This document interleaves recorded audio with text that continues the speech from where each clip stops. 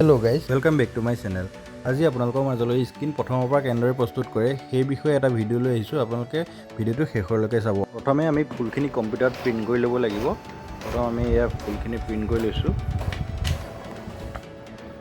আপোনালোকে যিকোনো design order দিব পাৰে। আমি সেইখিনি প্ৰথম প্ৰিণ্ট কৰি লওঁ।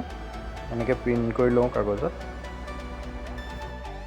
তাৰপিছত আমি এটা কৰ্মেলিন পেপাৰ লওঁ। কৰ্মেলিন পেপাৰটো ফ্ৰেমটোৰ তলত দি আমি ইয়াৰ ওপৰত কোটিংটো দিব লাগিব। এইটোক কয় চনাকট।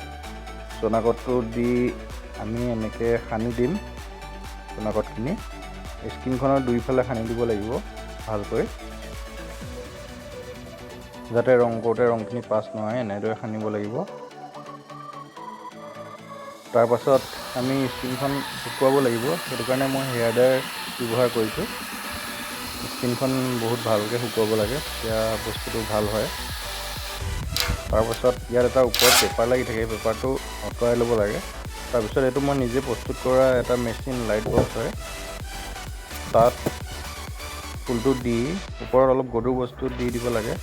তাৰপিছত 10 মিনিট ৰ'ব লাগিব। 10 মিনিটৰ পিছত আমি স্ক্ৰীনখন পানীত ধুই দিলে ফুলটো আপোনাৰ ওলাই যায়। চাবচোন এতিয়া ফুলটো ধুই দিম, কিমান ধুনীয়াকৈ ওলাই যাব। এয়া দেখিছেনে ফুলটো কিমান ধুনীয়াকৈ ওলাই গৈছে। এইখিনি আজি মই বনোৱা স্ক্ৰীনখিনি ৰ'দত শুকুৱাব লাগে।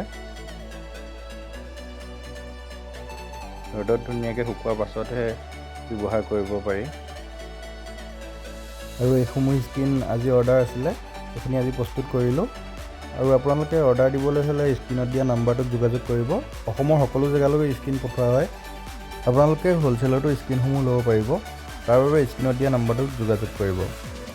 আপোনালোকে যদি মোৰ ওচৰত থকা ডিজাইনসমূহ চাব বিচাৰে তেন্তে হোৱাটছআপত এটা মেছেজ কৰিব। মই আপোনালোকক সকলো ডিজাইন পঠাই দিম।